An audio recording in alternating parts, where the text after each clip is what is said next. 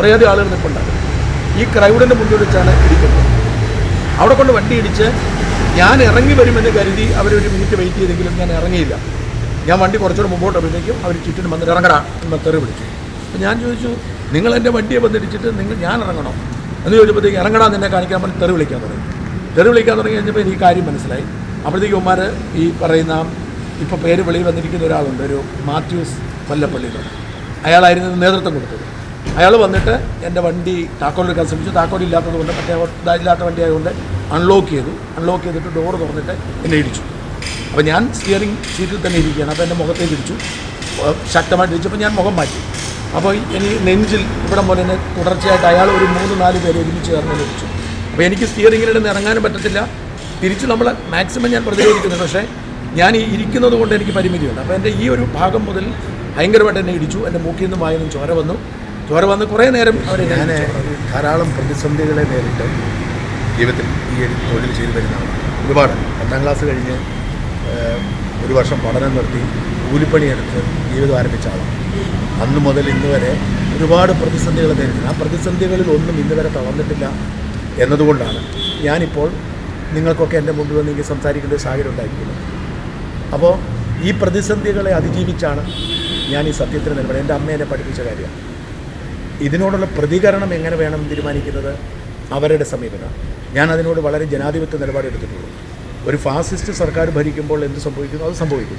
ഉമ്മൻചാണ്ടി സർക്കാരിൻ്റെ കാലത്ത് ഏറ്റവും ശക്തമായി വിമർശനം നടത്തിയത് ഞാനാണ്. അന്നും ചില കേസുകളുണ്ടായിരുന്നു. പക്ഷേ ആ കേസുകളൊക്കെ വ്യക്തിപരമായി ആളുകൾ കൊടുക്കുന്നതായിരുന്നു, സർക്കാർ സംഘടിതമായിട്ടായിരുന്നില്ല. അപ്പം ഇപ്പം അന്ന് പക്ഷേ അവർക്ക് കൊടുക്കാൻ വകുപ്പുണ്ട്. IT ആക്ടിൻ്റെ ഒരു 66A എന്ന് പറയുന്ന വകുപ്പുണ്ട്, ആർക്കെതിരെ കേസ് കൊടുക്കാം. ഇന്ന് അങ്ങനത്തെ വകുപ്പുകളൊന്നുമില്ല. പക്ഷേ ഇതൊരു ഫാസിസ്റ്റ് സർക്കാരായതുകൊണ്ട് എങ്ങനെയെങ്കിലും അവസാനിപ്പിക്കുക എന്നൊരു തോന്നൽ അവർക്കുണ്ട്. അതിൻ്റെ ഭാഗമായി ഇപ്പം നിങ്ങൾക്ക് വിശ്വസിക്കാൻ പറ്റത്തില്ല, ഏതാണ്ട് കഴിഞ്ഞ ഒരു 2 കൊല്ലത്തിനിടയിൽ 127 കേസുകൾ എനിക്കെടുക്കും. ഈ കേസുകളിൽ മഹാഭൂരിപക്ഷവും സർക്കാർ ഇനിഷ്യേറ്റീവ് എടുത്തിരിക്കുന്ന കേസുകളാണ്. സ്വാഭാവികമായും വലിയ സമ്പന്നരായ വ്യവസായികളുടെ കേസുകളുണ്ട്. 5 ഹൈക്കോടതികളിൽ എനിക്കെതിരെ കേസുണ്ട്. ഡൽഹിയിലുണ്ട്, കർണാടകയിലുണ്ട്, മുംബൈയിലുണ്ട്, ലക്നൌവിലുണ്ട്, കേരള ഹൈക്കോടതിയിലുണ്ട്. ഹൈക്കോടതിയിലൊന്നും സാധാരണഗതിക്ക് നേരിട്ട് കേസ് പോകത്തില്ല. പക്ഷേ അതാണ് സ്ഥിതി. അപ്പോൾ ഇവരെല്ലാം സംഘടിതമായി എന്നെ നിശബ്ദനാക്കാൻ ശ്രമിക്കുന്നു. അതിന് പല വഴികൾ അവർ തേടിക്കൊണ്ടിരിക്കുന്നു.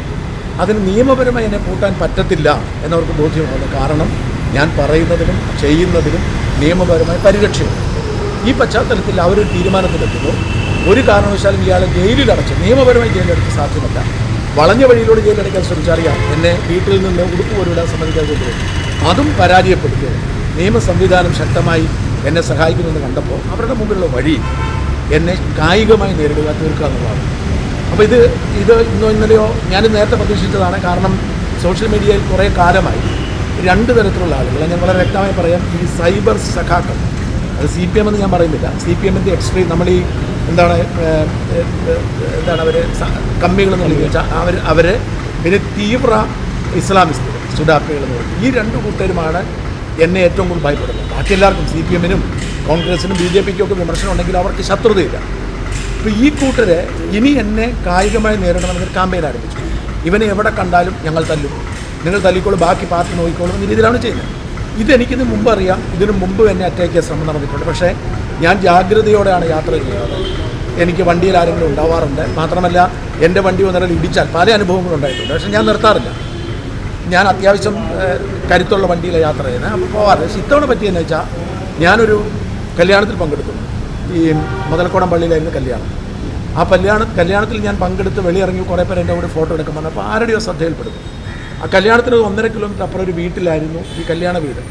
അവിടേക്ക് പോകുന്നു. അവിടുന്ന് 1 മണിക്കൂർ കഴിഞ്ഞിട്ടാണ് ഞാൻ ഈ മാടപ്പറമ്പിൽ എന്ന് പറയുന്ന റിസപ്ഷനിലേക്ക് പോകുന്നത്. അപ്പോൾ ഈ സമയത്ത് മുഴുവൻ ഫോളോ ചെയ്യുകയാണ്. അപ്പോൾ ഇതൊരു ഇടവഴിയിലൂടെയാണ് ഈ വീട്ടിലേക്ക് പോകുന്നത്. ഞാൻ ആ വീട്ടിൽ ചെല്ലുമ്പോൾ അവിടേക്ക് വന്നിരിക്കുന്ന വാഹനങ്ങളെല്ലാം നിരനിരയായി കിടക്കുന്നു. അതിലൊരു ബ്ലാക്ക് താറുണ്ട്. അപ്പോൾ ഇവർ കൃത്യമായി പ്ലാൻ ചെയ്തിട്ട് ഒരു ബ്ലാക്ക് താറ് ഈ കോൺവോയുടെ കൂടെ ചേർന്നു. അപ്പോൾ ഞാൻ അവിടെ നിന്ന് ഇറങ്ങി വരുമ്പോഴേ ഈ വളരെ അഗ്രസീവായിട്ടാണല്ലോ ഈ കാർ ഓടിക്കുന്നതെന്ന് എനിക്ക് സംശയം തോന്നുന്നു. പക്ഷേ ഞാൻ എപ്പോഴും കരുതുന്നത് ഈ കല്യാണ വീട്ടിൽ വന്നിരിക്കുന്ന ആ കോൺവോയിലുള്ളതാണ് എല്ലാവരും ഒരുമിച്ച്. അവിടെ ഞാൻ ശ്രദ്ധിച്ചില്ല. കുറേ കഴിഞ്ഞ് ഈ മങ്ങാട്ട് ജംഗ്ഷൻ, മങ്ങാട്ട് കവലയ്ക്ക് തൊട്ട് മുമ്പ് വെച്ച് ഈ വണ്ടി മുമ്പിൽ കയറി മനഃപൂർവ്വം എന്നെ ഇടിപ്പിച്ചപ്പോഴും ഞാൻ കരുതുന്ന ആക്സിഡൻ്റാണ്. സാധാരണഗതിക്ക് എൻ്റെ ഒരു പോളിസി, എനിക്ക് കിട്ടിയിരിക്കുന്ന സെക്യൂരിറ്റി ടിപ്പ്, വണ്ടി ഇടിച്ചാൽ നിർത്തരുത്, അതിൻ്റെ ബാക്കി പോട്ടെ, വണ്ടിയല്ലേ എന്നുള്ളതാണ്. പക്ഷേ ഇവിടെ ഞാൻ ആ ഒരു കല്യാണ വണ്ടിയാണല്ലോ എന്നോർത്ത് ജാഗ്രത കുറവ് കാണിച്ചു. ഞാൻ വണ്ടി നിർത്തി. അപ്പോൾ അവർ ഇടിച്ചിട്ട് അവർ ഒതുക്കി നിർത്തി. അപ്പോൾ അവർ പ്രതീക്ഷിച്ചത് ഞാൻ ഇറങ്ങി വരുമ്പോൾ അവിടെ ഒരു ക്രൗഡിനെ അവർ സൃഷ്ടിച്ചിട്ടുണ്ട്. കാരണം അവർക്കൊരു 1 മണിക്കൂർ പ്ലാൻ ചെയ്യാൻ നേരം കിട്ടി. 1 മണിക്കൂർ പ്ലാൻ ചെയ്യാൻ നേരം കിട്ടിയതുകൊണ്ട് അവരൊരു ക്രൗഡിനെ അവിടെ സൃഷ്ടിച്ചിട്ടുണ്ട്. അവിടെ കുറേയധികം ആളുകൾ നിൽപ്പുണ്ടാകും. ഈ ക്രൗഡിൻ്റെ മുന്നിൽ വെച്ചാണ് ഇടിക്കുന്നത്. അവിടെ കൊണ്ട് വണ്ടി ഇടിച്ച് ഞാൻ ഇറങ്ങി വരുമെന്ന് കരുതി അവരൊരു മിനിറ്റ് വെയിറ്റ് ചെയ്തെങ്കിലും ഞാൻ ഇറങ്ങിയില്ല.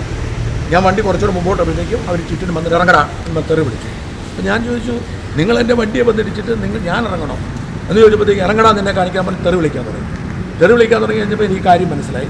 അപ്പോഴത്തേക്ക് ഉമ്മാർ ഈ പറയുന്ന ഇപ്പോൾ പേര് വെളിയിൽ വന്നിരിക്കുന്ന ഒരാളുണ്ട്, ഒരു മാത്യൂസ് കൊല്ലപ്പള്ളിയിലുള്ള, അയാളായിരുന്നു നേതൃത്വം കൊടുത്തത്. അയാൾ വന്നിട്ട് എൻ്റെ വണ്ടി താക്കോലെടുക്കാൻ ശ്രമിച്ചു. താക്കോലില്ലാത്തത് കൊണ്ട് മറ്റേ ഇതായില്ലാത്ത വണ്ടി ആയതുകൊണ്ട് അൺലോക്ക് ചെയ്തിട്ട് ഡോറ് തുറന്നിട്ട് എന്നെ ഇടിച്ചു. അപ്പോൾ ഞാൻ സ്റ്റിയറിംഗ് സീറ്റിൽ തന്നെ ഇരിക്കുകയാണ്. അപ്പോൾ എൻ്റെ മുഖത്തേക്ക് ഇടിച്ചു, ശക്തമായിട്ട് ഇടിച്ചപ്പോൾ ഞാൻ മുഖം മാറ്റി. അപ്പോൾ എനിക്ക് നെഞ്ചിൽ ഇവിടെ പോലെ തന്നെ തുടർച്ചയായിട്ട് അയാൾ ഒരു 3-4 പേര് ഒരുമിച്ച് ചേർന്ന് ഇടിച്ചു. അപ്പോൾ എനിക്ക് സ്റ്റിയറിങ്ങിൽ നിന്ന് ഇറങ്ങാനും പറ്റത്തില്ല. തിരിച്ച് നമ്മൾ മാക്സിമം ഞാൻ പ്രതിരോധിക്കുന്നുണ്ട്. പക്ഷേ ഞാൻ ഈ ഇരിക്കുന്നത് കൊണ്ട് എനിക്ക് പരിമിതിയുണ്ട്. അപ്പോൾ എൻ്റെ ഈ ഒരു ഭാഗം മുതൽ ഭയങ്കരമായിട്ട് എന്നെ ഇടിച്ചു. എൻ്റെ മൂക്കിൽ നിന്നും വായിൽ നിന്നും ചോര വന്നു. കുറേ നേരം അവരെന്നെ ഇടിച്ചു അവിടെ.